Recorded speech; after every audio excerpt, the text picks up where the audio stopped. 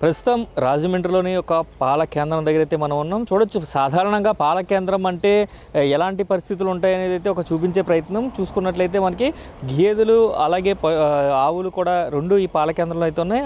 అలాగే గేదె పాలతో పాటు ఆవు పాలను కూడా విక్రయిస్తూ ఉంటారు. దీనికి కావాల్సిన ఆహారం అంతా కూడా ఏదైతే చెరుకు గడ్డలు కావచ్చు ఇట్లాంటివన్నీ కూడా ఆహారంగా ఇస్తూ ఉంటారు.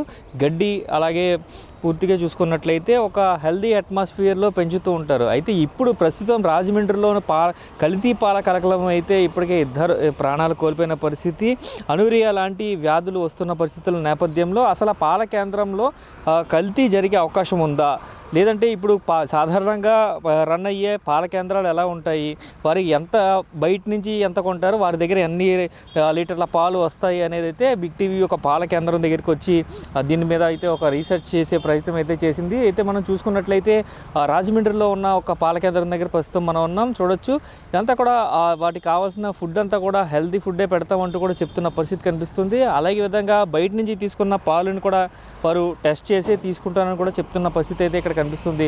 రోజు సుమారుగా 200 నుంచి 300 లీటర్ల వరకు కూడా పాలను ఇక్కడ విక్రయిస్తూ ఉంటూ కూడా ఈ యాజమాన్యం చెప్తున్న పరిస్థితి అయితే కనిపిస్తుంది. అయితే ఇప్పటికే కల్తీ పాల కలకలం రేపుతున్న నేపథ్యంలో అసలు ఒరిజినల్గా పాలు ఎలా ఉంటాయి, ఒక పాల కేంద్రంలో పాలని ఏ విధంగా టెస్ట్ చేస్తారు ఏంటి అనే దాని మీద అయితే ఇప్పుడు పూర్తిగా అయితే ఒకసారి చూసే ప్రయత్నం అయితే చేద్దాం. బాబాయ్ చెప్పండి, అసలు రోజుకి ఎన్ని లీటర్ల వ్యాపారం జరుగుద్ది మీకు? అసలు పాల కేంద్రం అంటే ఎలా రన్ అవుద్ది? మాకు రోజుకి 300 లీటర్ల వ్యాపారం జరుగుతుంది. 2 పూటలా కలిపి 300 లీటర్ల పాలు వ్యాపారం జరుగుతుంది. మావి అయితే 100 లీటర్ల పాలు మావి సొంతంగా ఉన్నాయి. గేదె పాలు 100 లీటర్లు ఉంటాయి. బయట రైతుల దగ్గర మనం పాలు పారాలున్న యజమానుల దగ్గర పాలు సేకరిస్తాం. వాళ్ళకి గిట్టుబాటు రేటు 70 రూపాయలు రైతు రేటు, 5 రూపాయలు ట్రాన్స్పోర్ట్ రేటు, 75 రూపాయల రేటు ఇస్తాం మనం. వాళ్ళు మనకి క్యానులతో తెచ్చి అందిస్తారు. తేగానే పాలు శుభ్రంగా వడకట్టుకుని కొలుసుకుని ఫ్యాట్ పెట్టుకుని బాగుంటే పాలు తీసుకుంటాం. హెల్దీగా మనకి 3 నెలలు అయిన గేదె పాలు అయితే 6 నుంచి 7, 6, 5 అలా వస్తాయి ఫ్యాట్. దానికి ఎస్ఎన్ఎఫ్లు గట్రా అన్నీ తగినట్టుగా ఉంటాయి. ఆ ఎస్ఎన్ఎఫ్లు గట్రా అన్నీ చూసుకుని బాగుంటే తీసుకుంటాం, లేకపోతే ఆ పాలు అక్కడితో ఆపేస్తాం. అంటే ఇప్పుడు సాధారణంగా మీరు టెస్ట్ చేసినప్పుడు ఒకవేళ కల్తీ పాలు ఎవరైనా తెస్తే మీకు ఖచ్చితంగా తెలుస్తుందా? తెలిసిపోద్దండి. దాంట్లో కల్తీ పాలు తెస్తే ఖచ్చితంగా పాల కేంద్రంలో గుర్తించవచ్చు అనేది చెప్తున్నారు బాబాయ్. చూడొచ్చు, దీనికి సంబంధించి ఫ్యాట్ మిషన్ ఉంటుంది. ఈ ఫ్యాట్ మిషన్ ద్వారా అయితే ఇది కల్తీ పాల ఒరిజినల్ పాల దేని పాలు అనేది ఈ యంత్రం ద్వారా తెలుసుకోవచ్చు అంటూ కూడా చెప్తున్నారు. బాబాయ్ చెప్పండి, ఇందులో వాల్యూస్ ఎలా చూస్తాం? వాల్యూస్ ఫ్యాట్స్ చూస్తాం, ఫస్ట్ ఎస్ఎన్ఎఫ్ చూస్తాం. ఓకే, ఈ డిఫెక్ట్ ఏమన్నా ఉందా లేదా అన్నది మనకి 20 నుంచి 30 దాకా ఉంటుంది. పాలు డిఫెక్ట్ ఉన్నది అది కూడా చెప్తుంది. ఓకే,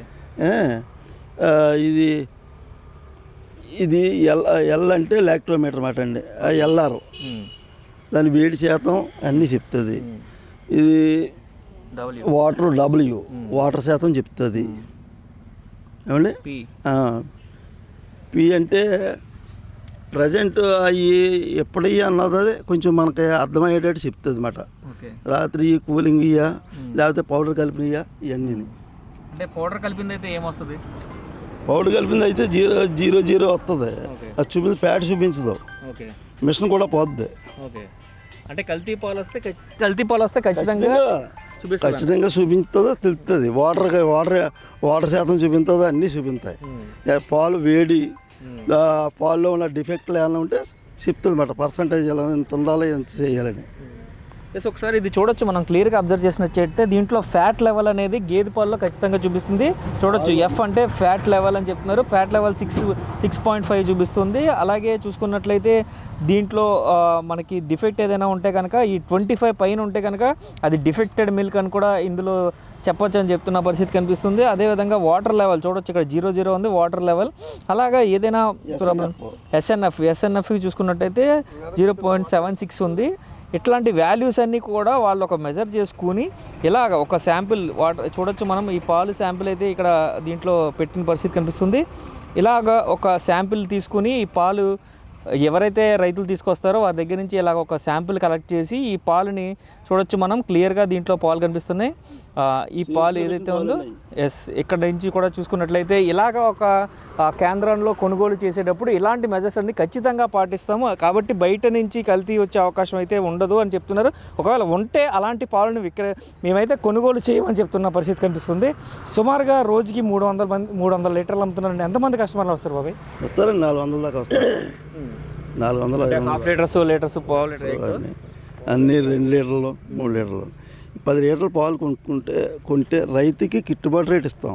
మేము ముందే చెప్తాం, మీ డబ్బులు మా దగ్గర 10 రోజుల డబ్బులు ఉంటాయి. తేడా వస్తే ఈ 10 రోజుల డబ్బులు ఆగిపోతాయి, పాలు తీసుకోము. అంటే 10 రోజులకు ఒకసారి పేమెంట్ చేస్తారు. అదేవిధంగా ఇక్కడ ఒకవేళ ఏదైనా పాలు డిఫిట్ వస్తే కనుక ఆ 10 రోజుల పాలు డబ్బులు కూడా ఇవ్వమని చెప్తాం. ప్రతిరోజు ప్రతి పూట చెక్ చేసుకుంటాం, చెక్ చేసుకునే తీసుకుంటాం. మళ్ళీ లేదనుకో వెనక్కి పంపించేస్తాం. అదే అంటే ఎప్పుడైనా మిస్ మ్యాచ్ రావడం కానీ ఈ వాల్యూస్ కరెక్ట్గా రాకపోవడం కానీ ఎప్పుడైనా మీకు ఇలాంటి అనుభవం ఎప్పుడైనా వచ్చింది? వస్తాయండి, వస్తాయి. వస్తే అలా వాడడం, వాళ్ళు ఫస్టే తెచ్చినప్పుడు అన్నీ చెక్ చేసుకుని వాళ్ళతో మాట్లాడతాం. ఇప్పుడు నేను పాలు పట్టుకొస్తాను అన్నాడు అనుకోండి, ముందు శాంపిల్కి ఒక 5 లీటర్ల పాలో 3 లీటర్ల పాలో తెమ్మంటామండి.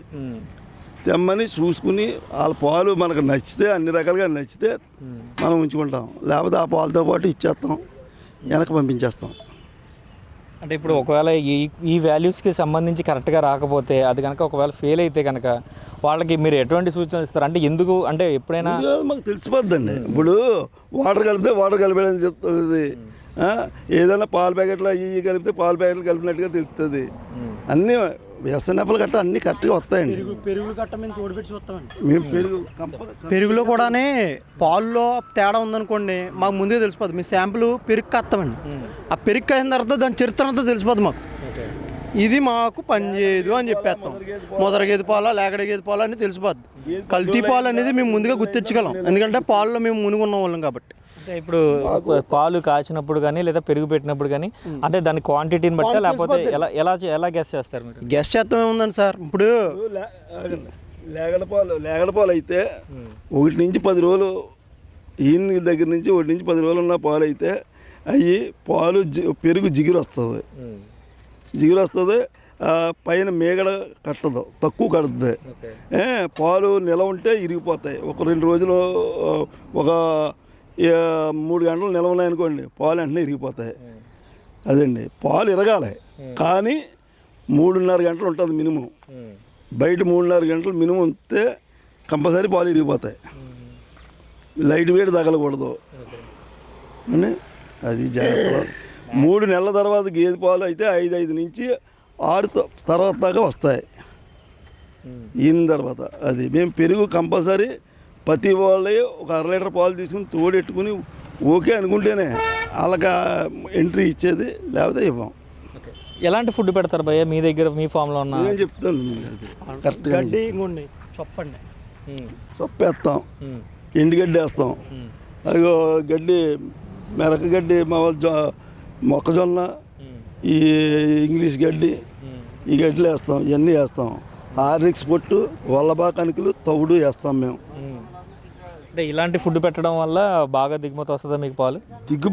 దిగుబడి చూసుకోమండి. ఆరోగ్యం, పాలు బాగుంటాం, పాలు బాగుంటాం చూసుకుంటాం. పాలు క్వాలిటీ, పాలు బాగున్నాయా లేదని ఫుడ్ని బట్టి కూడా ఓ స్మెల్ వస్తుంటాయి. అవి కూడా ఎప్పుడైనా నీటిలో వేసిన గడ్డి ఉందనుకోండి, నీటిలో గడ్డి వేసామనుకో కొంచెం అవి పాలు పలసగా ఉంటాయి. అప్పుడు రైతుకి చెప్పుకుంటాం, గడ్డి మారిందండి, దానా మారింది, అది మారింది, ఇది మారింది, మొత్తం దాన్ని తవుడు కంపల్సరీ వేస్తాం, మొక్కజొన్న పొట్టు పెడతాం, అన్నీ పెడతాం. అది ఇది చూసుకున్నట్లయితే పశువులు ఆరోగ్యంగా ఉంటే అది మంచి పాలు ఇస్తాయి, లేదంటే వారికి పెట్టే ఫుడ్ కూడా ఖచ్చితంగా మంచి ఫుడ్ పెట్టాలి అని కూడా చెప్తున్న పరిస్థితి కనిపిస్తుంది. అప్పుడు మాత్రమే ఆరోగ్యంగా ఉంటాయి. ఎంత ఆరోగ్యంగా ఉంటే అంత మంచి పాలు వస్తాయి. ఏదైనా ఒకవేళ కేంద్రానికి తీసుకొచ్చినప్పుడు టెస్ట్లో ఫెయిల్ అయితే కనుక ఆ పాలుని నిరాకరిస్తామని చెప్తున్నారు. 10 రోజులకు ఒకసారి అమౌంట్ ఇస్తాం కాబట్టి ఖచ్చితంగా ఒక్కరోజు ఆ టెస్ట్ ఫెయిల్ అయినా సరే 10 రోజులు డబ్బులు కూడా నిలిపివేసి ఇంత ఖచ్చితమైన వ్యాపారాన్ని చేస్తాం కాబట్టి కేంద్రానికి ఒక గుర్తింపు ఉంటుందంటూ కూడా చెప్తున్న పరిస్థితి అయితే ఇక్కడ కనిపిస్తుంది. కెమెరామెన్ రవితో శంకర్, బిగ్ టీవీ.